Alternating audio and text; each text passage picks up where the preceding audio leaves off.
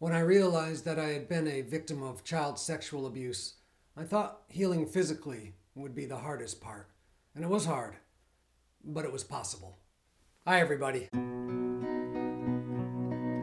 Kevin Barheit here. Thanks for tuning in. When I realized that I had been sexually abused, I was already a couple of years clean and sober off drugs and alcohol, and I knew there would be a lot of healing ahead and a lot of work to do. It was hard at first because I had to go backwards. I had to go backwards and start to really understand what had happened to me when I was 9 and when I was 15 and all the ramifications. And because by the time I had realized that I had been abused, I had been clean and sober for a couple of years. I'd been going to meetings and working the 12 steps and had a sponsor in my life and was going to therapy to work things out. I had already made some pretty significant physical changes in my life. I had, for most of my addiction and most of my life, not brushed my teeth, not taken care of myself physically. And in the early days of sobriety, I started to really realize I wanted to take better care of myself. I learned to bathe myself on a daily basis. I learned to comb my hair and even shave on a daily basis. And the biggest thing was that I actually started to brush my teeth again. And I went to the dentist and I had my teeth fixed. I had 16 cavities that had manifested over the years. And I had those taken care of and even had braces put on my teeth. And some of these physical changes made me feel better on the outside, but there was still a brokenness that I was harboring on the inside, and I didn't know what that was until I realized the abuse that had happened. And so as I dug into my past, my history with my therapist, and took it to my sponsor and talked to the people that I knew that were in my life that were supportive and loving and caring and healthy and on the path to recovery, I started to realize that much of that behavior, much of that not brushing the teeth, not taking care of myself physically, a lot of the drugs and the alcohol was not only just to mask all of the suffering and the pain and the real brokenness from the abuse, it was also to keep people away. If I was not clean, if my teeth were not brushed, if my teeth were stained and rotted, if I wasn't taking care of myself, I was less attractive. If I was a skinny, worn out drug addict and alcoholic who didn't have much to offer anyone, maybe I wouldn't even have much to offer somebody who would abuse me. And while working with my therapist produced a great amount of relief and growth, and spending time with my sponsor and spending time in meetings and with other people really helped me through this period of time, I still had to come home at night. I still had to be with myself before I brushed my teeth and went to bed.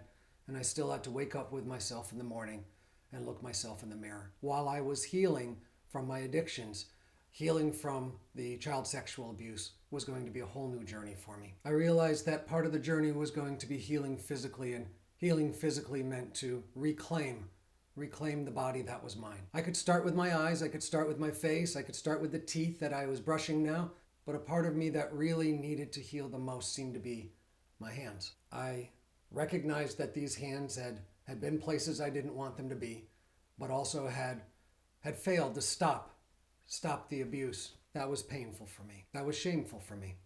And I didn't know how to start, but I had to start somewhere. I began the process by sitting quietly in my bedroom by myself. No one else in the house, no one else to bother me. The phone turned off. I didn't look at my hands at first. I just closed my mind to everything else around me and imagined these hands as a child's hands, the hands that I was born with. And when I had those hands in my mind, I held them close together and I closed my eyes. And I reclaimed those hands, and I owned those hands. And I blessed those hands, and I comforted those hands, and I accepted those hands, and those beautiful little fingers, and those beautiful little palms, and every little bone and every knuckle as mine. Before anything had happened, before anyone had hurt me, before anyone had touched me, these were my hands. And I opened my eyes, and I quietly looked at each part of my hand, my fingertips, each individual finger, the lines on my hand, the knuckles, the back of my hand, how different they were from a child's hand, and yet how important they were to me, how different they were now, because as a child I couldn't protect myself, but now I can. That was the beginning of my healing physically. But eventually, as I owned the pain and dealt with the struggle and worked through the sadness, I was able to reclaim my body 1 inch, one part at a time. And then the day came when I was able to stand in front of a full-length mirror and accept and know and love every part of me. Some days I really didn't want to look in that full-length mirror, and some days it was hard to even brush my teeth.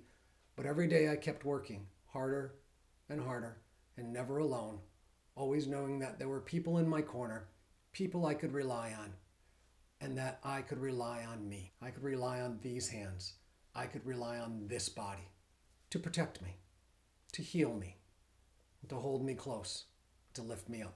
There's so much more that happened on my journey of healing physically. This was one part, but probably the most important part to me. It took time, and still takes time some days. It's still hard some days, but nowhere near as impossible as it once seemed. Next week, we'll move from the physical healing to the mental healing. Thanks so much for taking the time to tune in. Make sure to like, share, and subscribe if you're not already. See you next week. Take care.